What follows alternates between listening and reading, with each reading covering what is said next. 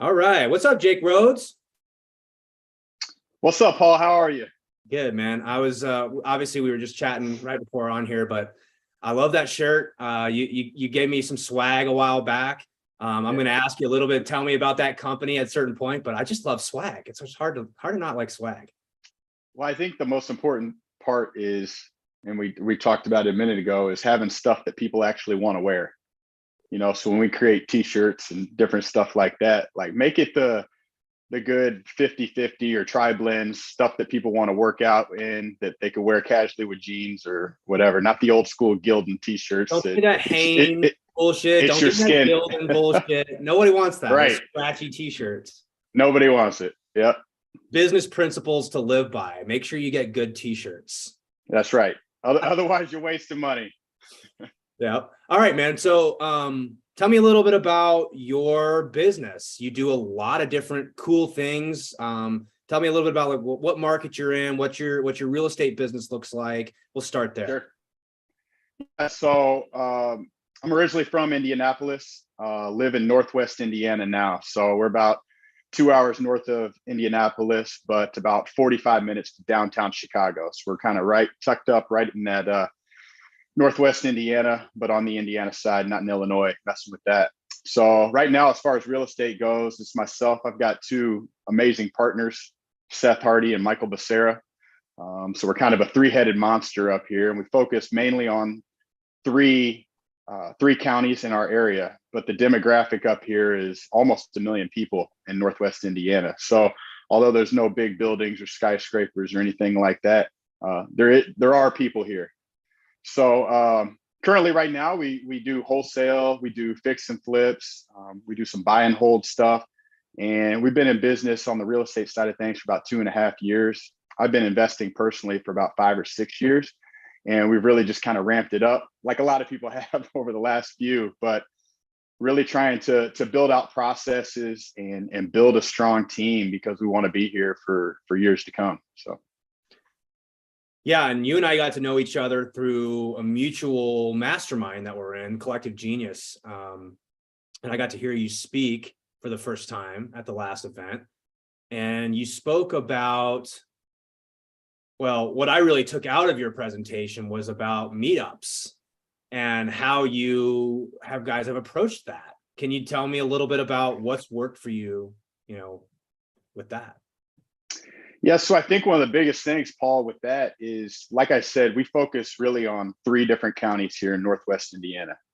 And we eat, live, sleep, play, raise our families in this community, and we want to be a part of it. And one of the biggest things that I take away from Collective Genius is the whole give aspect.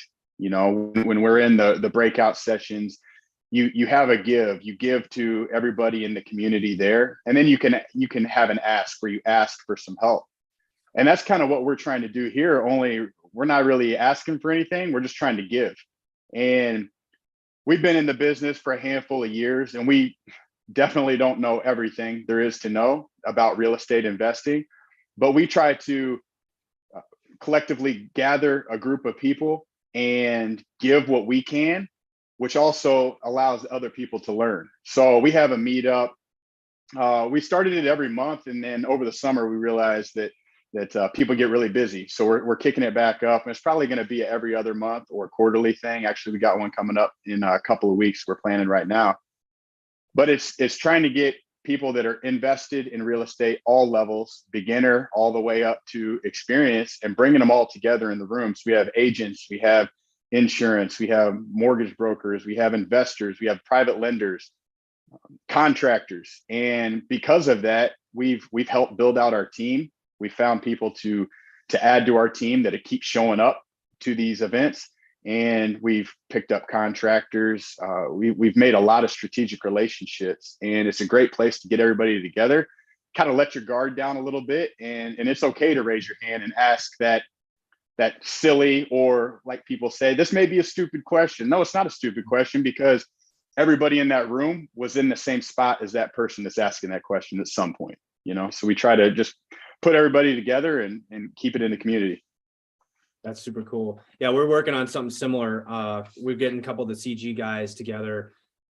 that are here in Colorado, and we're going to try to do the same thing. Cause I'm like, man, that's such a great idea. I don't know why we didn't take that step to do that, but it just brings so much goodwill, and it brings so much attention to what your business is doing. And so I thought it was a great idea.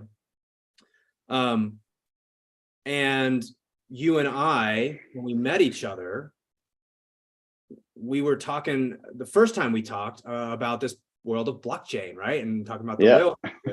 So you're in the whale club, and I want to ask you a little bit about your experience with the certainty operating system. We'll come back to blockchain because I know that's everybody gets hung up on that, right? Blockchain is just a tool that we're using as investors. And so you were involved with this most recent cohort where we've talked about the 4 wealth principles and all these just different things. Tell us a little bit about your experience with that. What did you learn as a result of going through that process and learning the certainty operating system? I think the biggest thing is having self-discipline. And we've talked about this numerous times. Being entrepreneurs, I'm as guilty as everybody with the shiny object syndrome. And every idea sounds like the best idea in the world until you can prove that maybe it's not. But I'm also one of those type of people that I like to take a crack at everything. If you see something that's maybe working out there, is giving it a good try. But when you do that, you get your hands in multiple different buckets, and that can be very distracting. So then therefore you're doing a lot of things kind of half speed or half as well as you should. So I think one of the most important part, and we actually talked about it recently, was the throwing things through the 4 lenses, which is time savings, is it forcing function, is it cost savings, and is it a revenue generator? And that's something that we recently kind of ran through the system there with our CRM. We were deciding to go to a new CRM, and we ultimately weighed all the options. So whether you're talking about blockchain or you're talking about a major decision in your business, it's trying to be disciplined with your approach and making calculated choices that support what your decision is, that's going to set you up for the long run. And that goes with investing. You can get caught up in the emotional side of things. I went and looked at a small multifamily building this morning, and I called my partners. I'm like, oh my God, I love this thing. Like, this is beautiful. Like, we got to do it right away, and you get in there, but ultimately you got to make sure that the facts are there, that the numbers will work, that everything besides the fact that it's a gorgeous brick building and we can get into it, relatively inexpensive. It's, you gotta put your blinders on somewhat and focus and make sure that everything is going to work out in the long run. Yeah. The real question that this all boils down to, in my mind, is how do I make decisions? I have a decision in investing. I have a decision in business. I have a decision in personal life. Okay. What I found before I learned any of this was, well, how do I make decisions?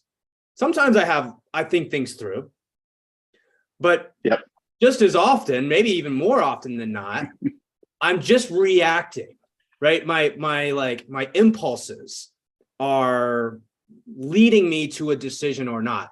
Ooh, multifamily, what a cool, shiny object. Let's go after that. Yeah. Right.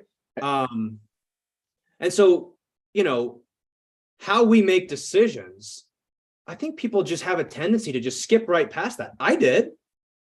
Is that what you've observed in your life? Like, how did you make decisions before learning any of this? How are you making your decisions? Well, I think sometimes, and in this world of social media, you can get caught up in it, that it worked for so-and-so, so it's got to work for me. Right. And I think that can be very toxic as well, because, you try to compare yourself to other people or do what other people are doing, but ultimately you have a different situation.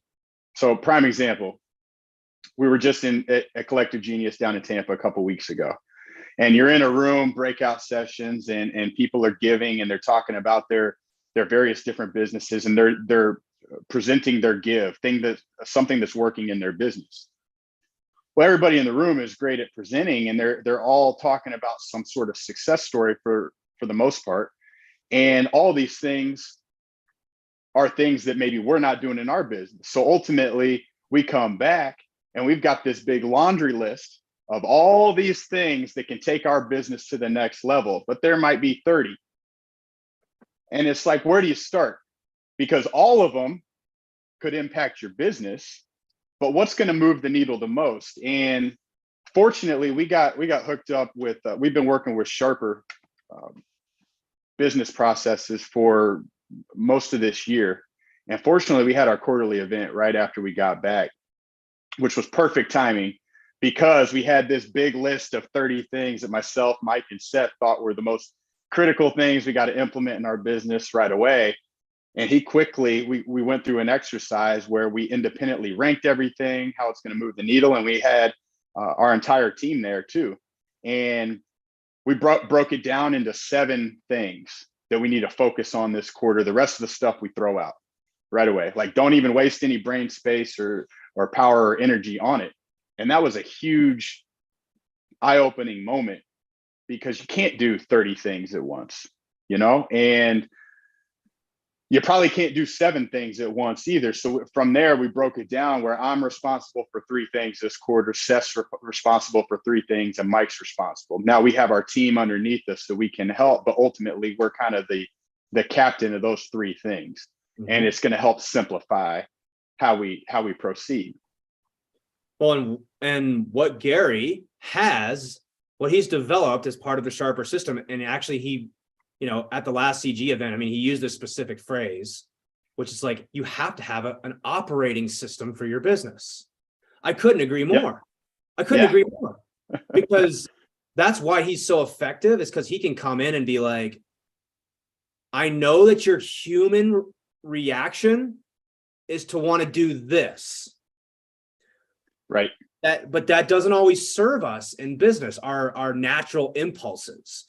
We talked on our call earlier today about human beings being hardwired a certain way.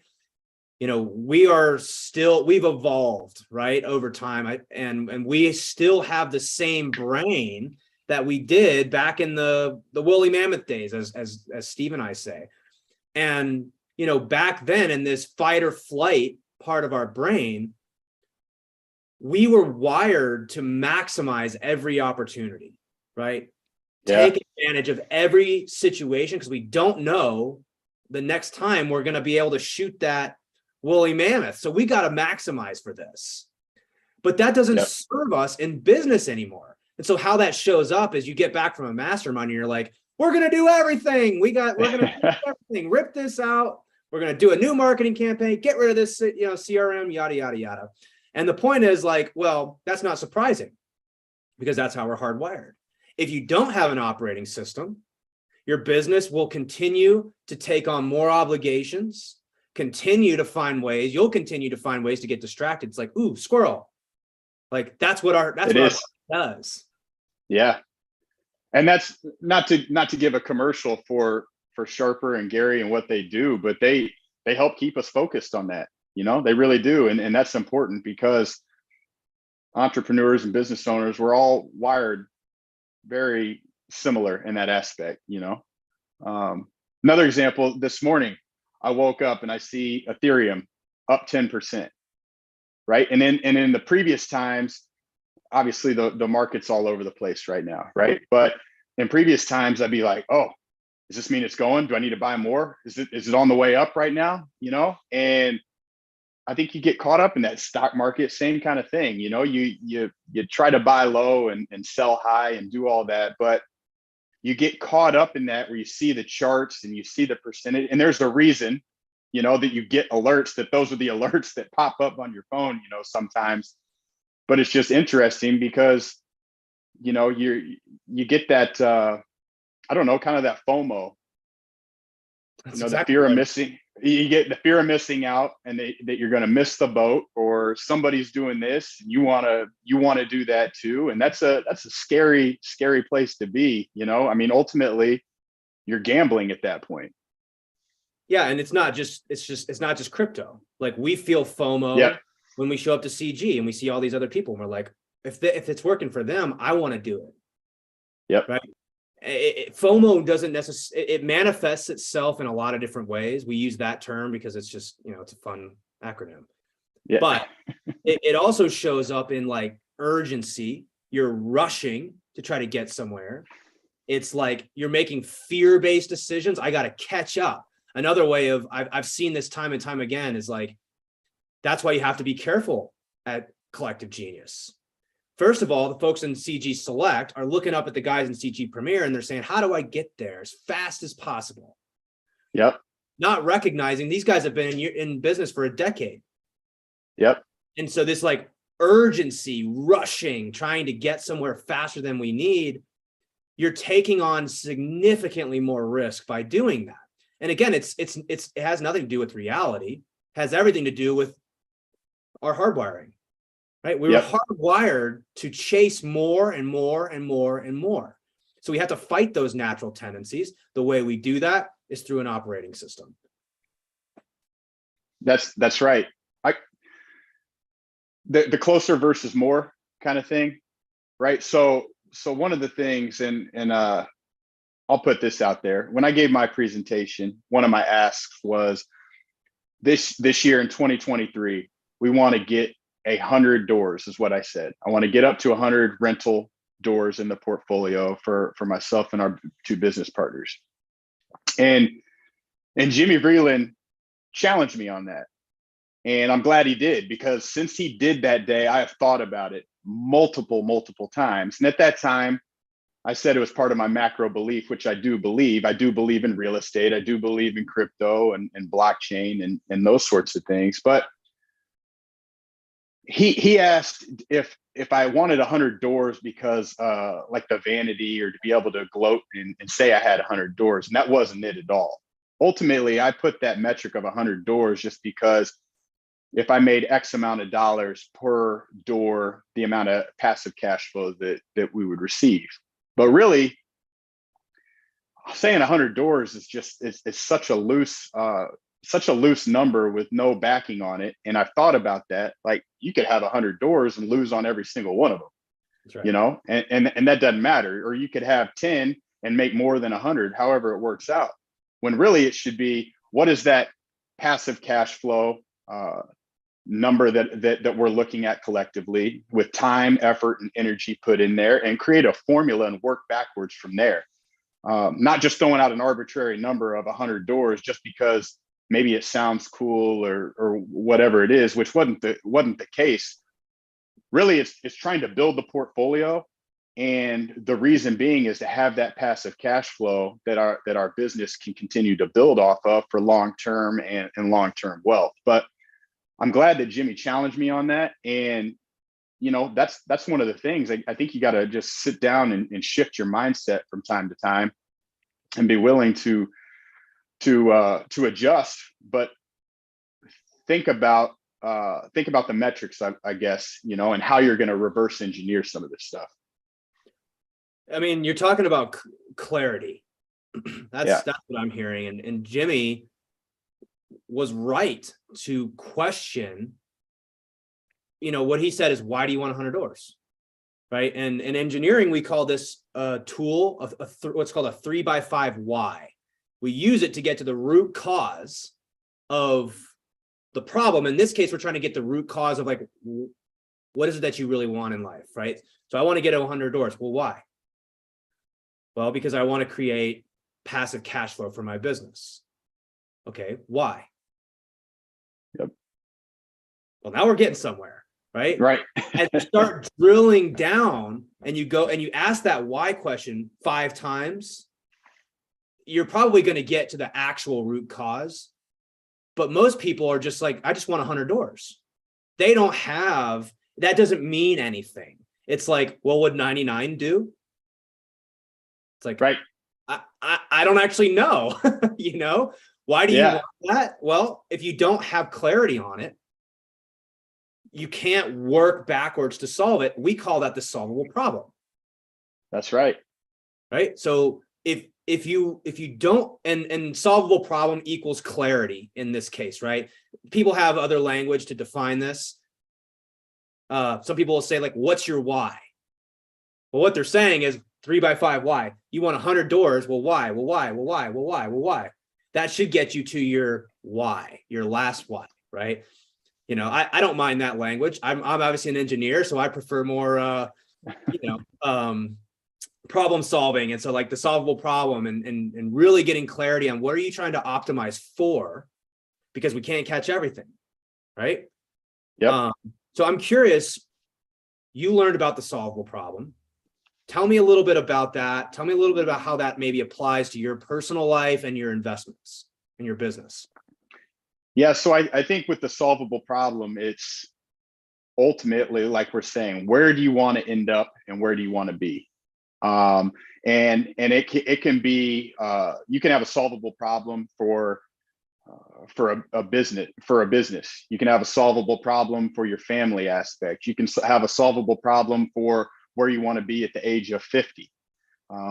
And I think that that's the biggest thing is like, okay, here's the solvable problem is the answer, right? That's where you want to get to. So then you got to work backwards from that and figure out how to reverse engineer it. What are the steps you need to take? What's the time frame? What is going to get you ultimately to that place where you're going to be at? And I spent some time in my little journal here as we've continued to learn through the Whale Club calls and the meetups and things, taking notes, because my solvable problem today, ultimately the biggest one that I'm trying to figure out is like for myself and my family, right?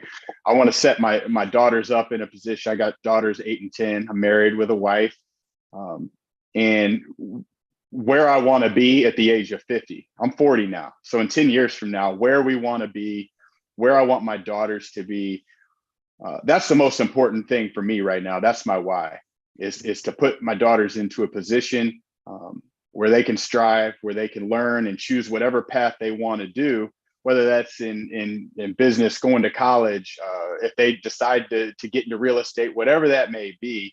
But I want to have those experiences, that we have the opportunity to provide them experiences in life. So that's one of my biggest solvable problems, is as the husband, as the father, is trying to get our family to a certain place, but teaching them values all along.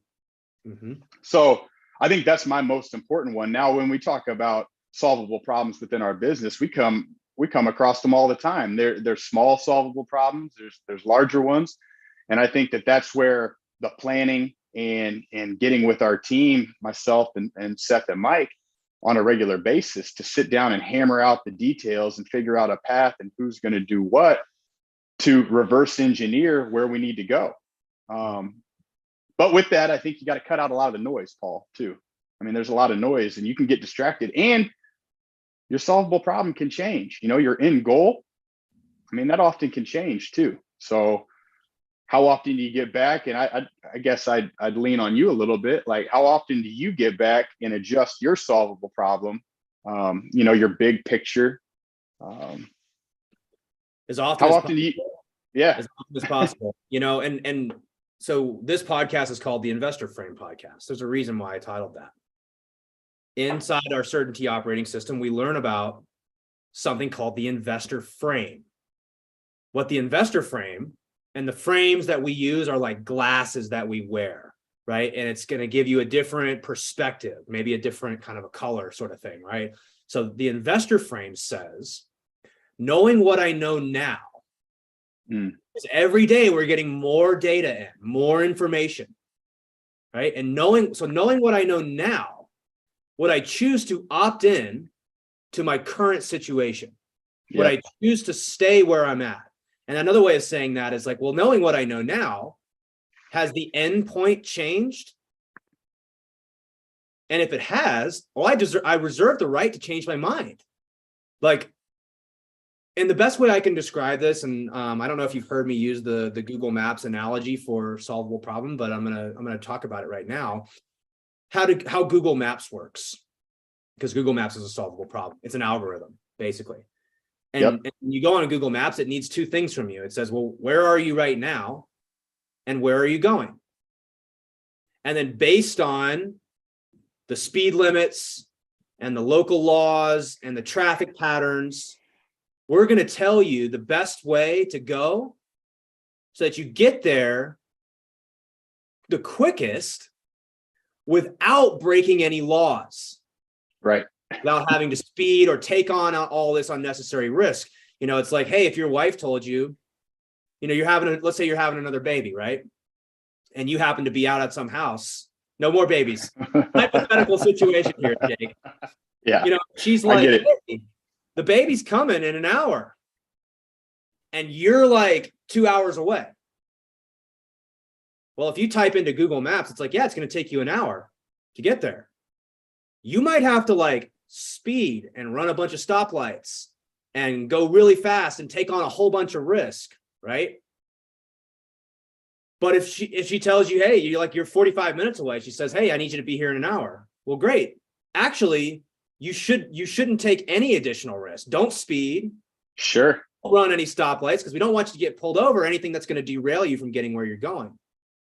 So the whole idea is, well, with Google Maps, we have such clarity. We know exactly where we are. We know where we're going. We know all this. We know all the variables, and Google Maps can be like, cool, go this way. But we don't do that in our life, right? And by the way, like you said, I reserve the right to be like, I used to give this analogy and say like, hey, I'm in Denver, and chasing more is like saying, I just want to go north. But like, what does that mean? I could send you north to Seattle. I could send you north to Indiana. I could send you north to Maine or Minneapolis. Like north means a lot of different things. How do I know that I'm getting closer to that? Well, you don't. It's arbitrary. It means nothing. In business, that means I want to make more money. I want to buy more stuff. I want to grow a bigger business. I want to scale my business. What does that mean? Did you just say you're trying to go north? Because Google Maps doesn't know what the hell to do with that. In the case of like scaling a business larger and doing that, does that create more happiness, do you think? Well, I think it comes back to what do you value personally, right? So have I talked with you about the TIMER acronym? No. So TIMER is a way to make my notes here as I'm talking with you. And I wrote noise, the noise you were referring to noise, that's the backseat driver in the Google analogy, right? The noise that we experience, those are the backseat drivers. But let's talk about the currencies that we trade. So actually, I've adjusted this to be a timer. So what that means is we've got all these different currencies that we trade. So we have attention, we have time, we have influence or impact, money, of course, energy or effort, and then we have reputation and relationships. I can't spell. We get it. Page, whatever. The point is like everybody wants to talk about money. So you're like, well, how big should I scale my business? Or like, why would someone want to scale a business bigger? Well, of course, you can make more money. It's actually my opinion that the bigger the business gets, the less profitable it can become. Sure. So what you're really doing is you're scaling more energy and effort and more time dedicated to it. The bigger your business is, oftentimes the more time and energy you have to devote to it. Now, that's not always the case. You know, we talk about it's not a one size fits all. But like, what is the currency that you actually value? So you say you want to scale your business. Why?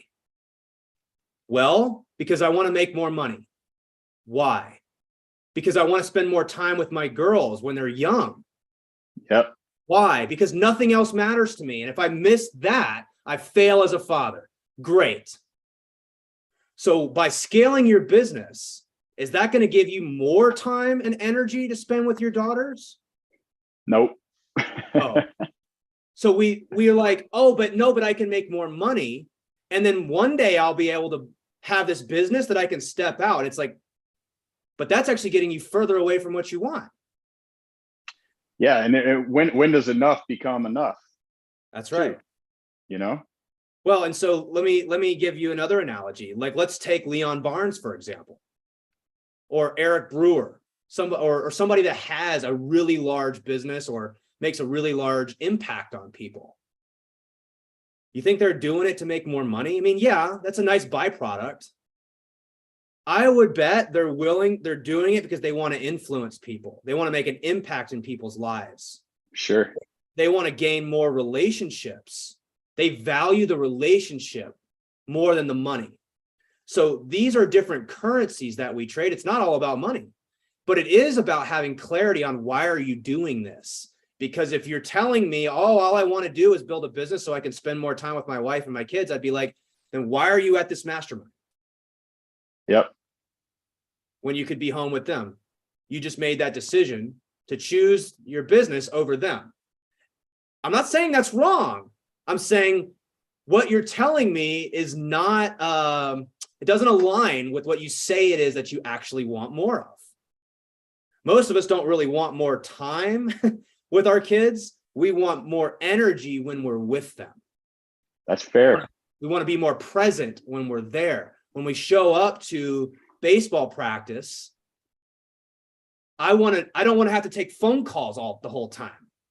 Like, you know what I mean? I want the energy to be present with them, not necessarily more time. COVID sort of showed us that. All of a sudden we got all this time with our kids and we're like, actually, it's not really time that I want. It's the energy when I'm with them. I want the right. when I'm with them. Right. So scaling a business isn't wrong.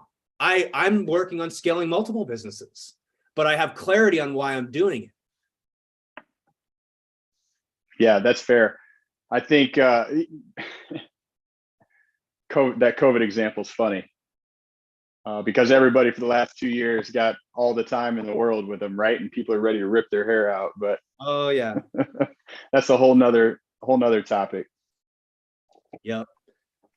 All right, so I want to ask you as well about your experience with learning blockchain, because when you and I met, you had bought a little bit of Bitcoin, a little bit of ETH, like you had bought a few coins and dabbled slightly.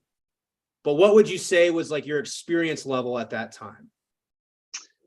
Very, very novice. I got in and started picking up some Bitcoin and some ETH back in 2017.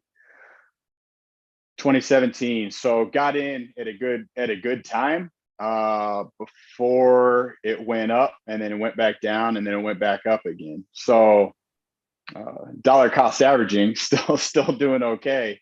But really at that time, Paul, I got in because it was hot, and I had the FOMO deal going on, right? It was like, oh, all the buzz. It's funny, handful of months ago, you couldn't do anything without hearing Bitcoin, crypto, whatever, when we're up at $70,000. Now it's been pretty quiet, for the last several months. But that was the same thing that was happening back then. And I got in at that point because I didn't want to miss the wave, just playing a complete FOMO play, didn't know anything about it.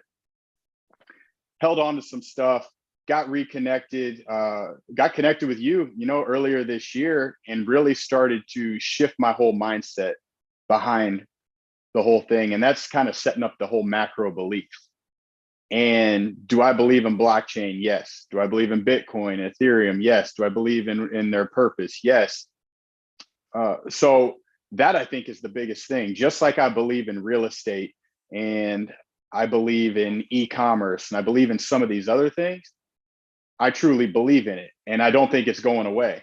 So if that's part of my macro belief, it's like the reason I joined up with you and got into the Whale Club is I want to learn more. And one of the first things you told me when we joined the Whale Club is that this is going to be moving so fast. Like a year's worth of information happens in like a week. It really does. And it's true. Yeah. And it's true. And, I commend you for the amount of content you're putting out and the guests that you're bringing on to present and speak to us, because there's so much information here, and I feel like we're in the driver's seat. And I'll tell you right now, Paul, I'm still drinking through a fire hose, and I probably will be for the rest of my life with it when it comes to this stuff. But I know that I'm aligned with people that know what's going on and that are willing to learn and willing to work together in a cohesive group to try to figure it out. Mm-hmm. I'm very involved in the real estate game, and I think one of the things that collectively we're trying to figure out with the whole group is, how does blockchain and real estate, how do they intertwine and connect? Give you an example. We're using a new, we're closing on a property tomorrow that we're selling, and it's not our usual title company. And quite frankly, the way the real estate industry is working right now is, it's like archaic with the paper and the paper trail for everything. It's like a nightmare. We're not using our usual title company. We had to get a payoff from our lender. I had signed this thing last week, sent it in, did like an e-sign. We're getting the same document back yesterday because it wasn't a blue ink scanned in copy, this and that. I have to go home. I have to print this thing, send it back. I got it back again today because something else with this document. And it's like, goodness, like this is just the silliest thing, but the amount of time I'm doing on a single payoff, like, why is this not on the blockchain somewhere, right? Why are we not keeping track of all these properties on the blockchain somewhere? Like, to me, there's so many opportunities out there. That's what excites me so much about this, because it's like we are just scratching the surface on the whole crypto blockchain network. And to be involved at this point is like I said, it's drinking through a fire hose, but man, it's exciting because the amount of change that's coming in the years to come is going to be unbelievable. I think people liken it to the internet and that whole thing when that was getting started. And there's doubters out there for sure, but I don't think it's going anywhere. Mm-hmm. No, I don't either. So who is the right person to join us, right? We've got a pretty quickly, our group's growing very fast. Yeah. Right. But at the same time, there's a lot of people who are looking at what we're doing and they're like, I don't know anything about blockchain. So who is the type of person that's in our group, the type of person that comes and, is interested in this? Who is that person? I think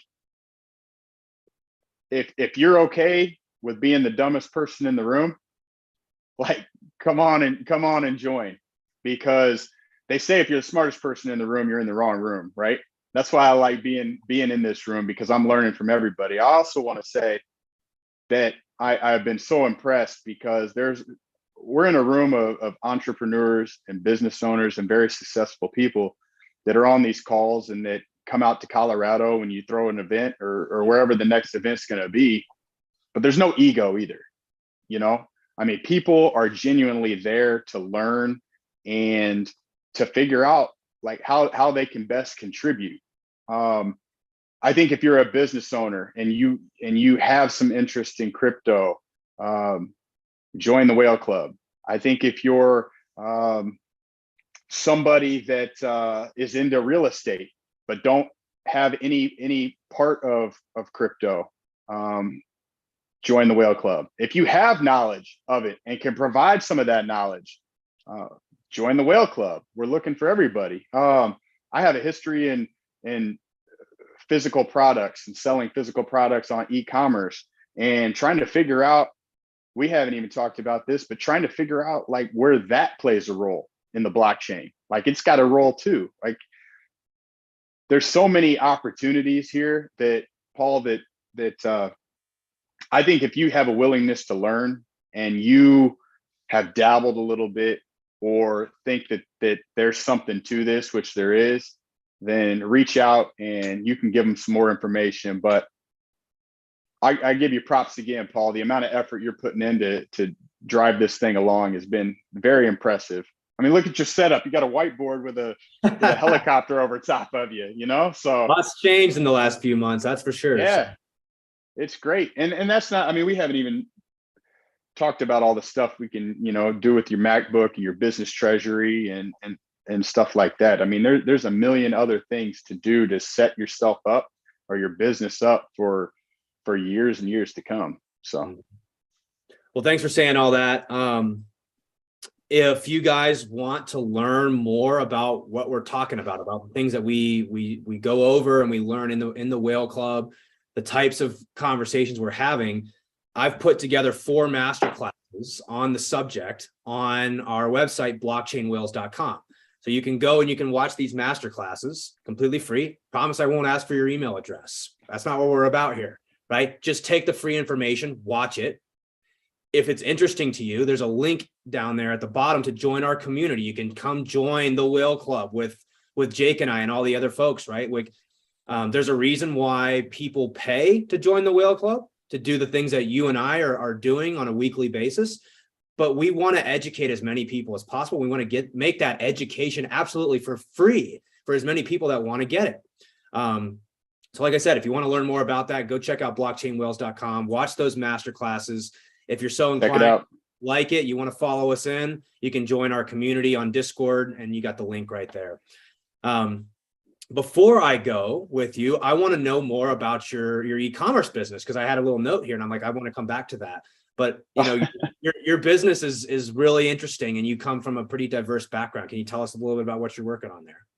Yeah, absolutely. So before I got deep into the real estate game, I had a physical product brand that was heavy into the fitness and CrossFit space. Exited that company a couple of years ago. And all along, one of the things I was trying to do every single morning for like the last 8 or 9 years, Paul, I'd wake up, I'd take a 20-ounce shaker of water. I would make half a lemon, tablespoon of apple cider vinegar, Himalayan sea salt, and I would drink that first thing in the morning before coffee, before anything. When you sleep, you lose a pound and a half of water. And I used to travel a ton for my last business that I had. So all along, I was trying to figure out a way, when I'm staying at Airbnbs or hotel rooms, when you're traveling, how to make that convenient. So we created a product called Morning Routine, which is individual stick packs, just like this. So each one of these stick packs has a half a lemon, tablespoon of apple cider vinegar, Himalayan sea salt, and all 6 essential electrolytes. So you've seen a ton of hydration products out on the market. The best thing about this too is it doesn't have any sugar in it.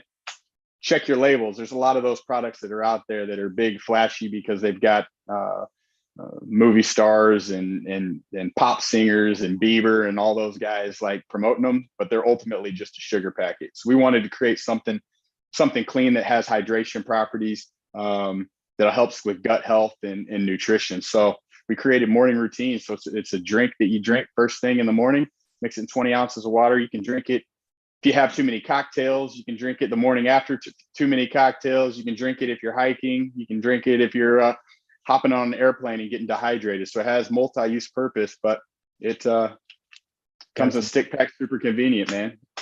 Hydration is key. So man, I used to be a liquid IV guy. I'm sure a lot of people are familiar with that product. If you look at that, it's got like 12 grams of sugar in it. And Jake was like, you know how much sugar's in that?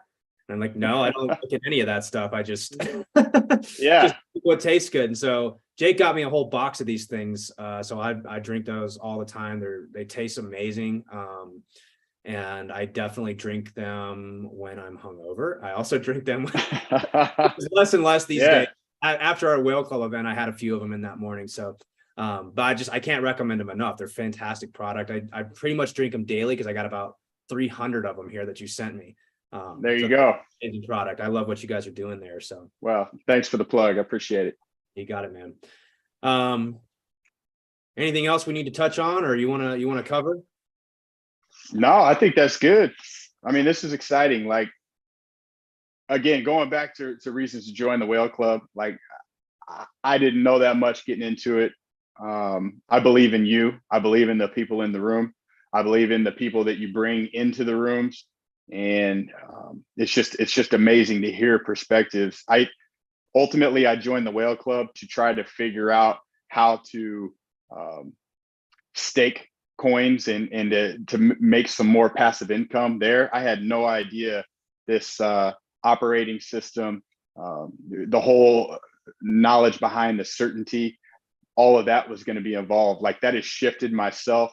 And our good friends Brad and John, who also joined as well, shifted my mindset beyond crypto. Like that's one little piece of it, but business aspect, life, home, everything like that. You, like you say, you can use this stuff over and over and over in every decision you make in life. And I had no idea that we were going to be learning all that. So this has been a whole tutorial, multi-level masterclass, Paul. So thank you for what you do, man.